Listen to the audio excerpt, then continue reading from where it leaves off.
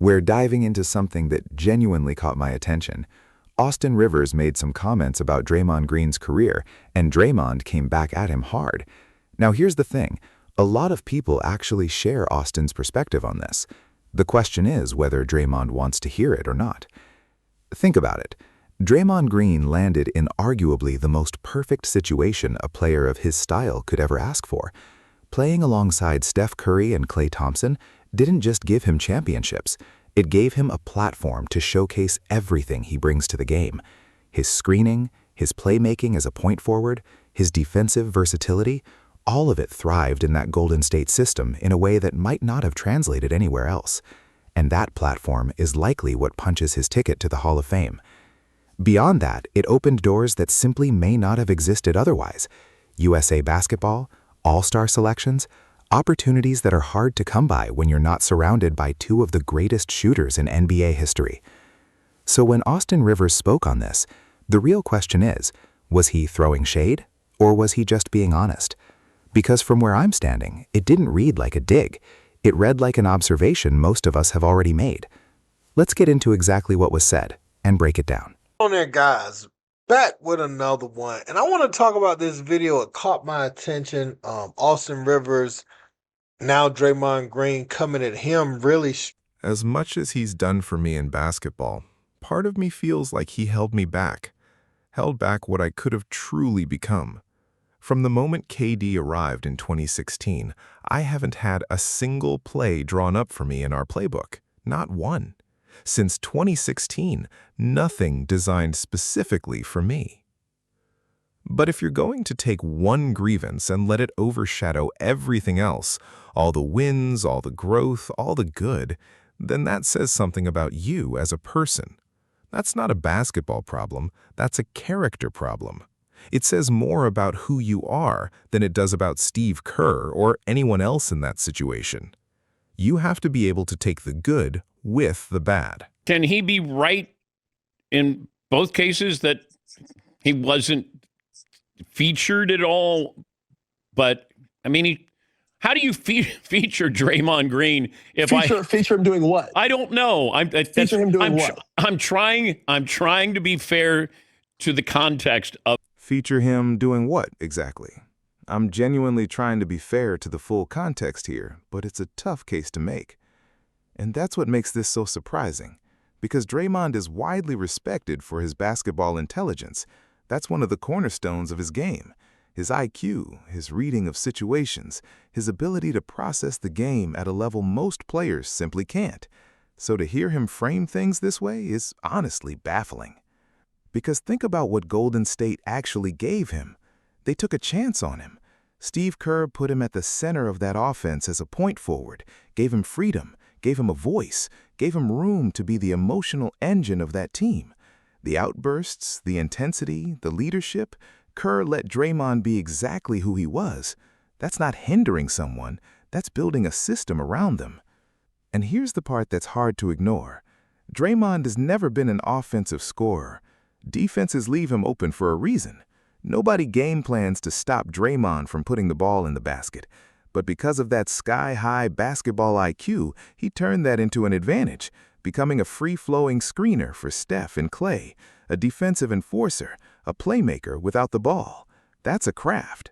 But drawing up designed plays for him to score?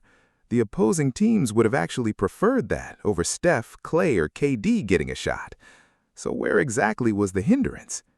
If Draymond had landed on a different roster, in a different system, would he even be a Hall of Famer? Honestly? Probably not. And that's not a knock on him. He earned that honor.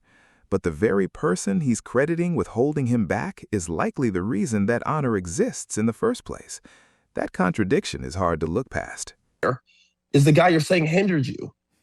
I don't understand the point. I don't get it. I don't like to get in these back and forths because, quite honestly, guys that you usually get into the back and forths with, they become back and forths because it's like one of them like severely tips something this way and the other is just like kind of so far down that it kind of pulls you back a little bit. And so, speaking of Austin Rivers, I saw he said he's bewildered and It's ridiculous of what I said. And I just find it interesting that a guy who was the 10th pick in my draft, I was 35, who's on his second act, still on act 1, he goes, Draymond, never been a scorer. Austin, you and I averaged the same amount of points in high school. And I say high school because that's when you were at your best. And then in college, he was still good. He was very featured at Duke because NBA careers, should he really talk about my NBA career? I'm still with my first team. He was gone from his first team in 2 years. The guy received the biggest bailout in U.S. history prior to President Trump bailing out the airlines when his dad gave him $42 million. Now, to be fair, Draymond was a more well-rounded offensive player earlier in his career than people sometimes remember. He's had 20 and 30-point games at various points. He's shown flashes on the offensive end. But that was never his calling, and everyone, including Draymond, has always known that. What Golden State did was actually maximize what he could do offensively within the right framework. Playing alongside Steph Curry and Klay Thompson, two players whose gravity pulls defenses apart at the seams, created natural opportunities for Draymond. Backdoor cuts, strong drives to the rim, open looks from three, floaters in the lane. And it wasn't just Steph and Klay. He shared the floor with Kevin Durant, Andre Iguodala, Sean Livingston, one of the most reliable mid-range scorers of his era, and a roster where virtually everyone could contribute offensively. Golden State was a genuinely dangerous offensive team, and Draymond had space, freedom, and the ball in his hands to operate. That environment was tailor-made for his skill set, not isolations, not post-ups, not clearing out and letting Draymond create one-on-one, but putting the ball in his hands as a decision-maker, letting him read the floor and make multiple passes. That's how you get the best version of Draymond Green. And that's exactly what Golden State built around him. Tom Izzo laid the foundation for that at Michigan State, developing him in that same versatile read-and-react role. So when Draymond says he wanted plays drawn up for him, specifically after 2016, it's genuinely hard to picture what that would even look like.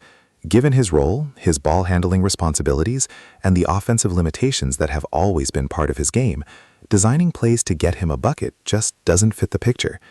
And circling back to Austin Rivers, I really don't think he was being dismissive or trying to take a shot. He seemed genuinely caught off guard, because when you look at how Draymond plays, what he does best, and where that path led him, the idea of him being held back is a difficult argument to make. You don't end up in the Hall of Fame and walk away feeling held back. That's not what held back looks like.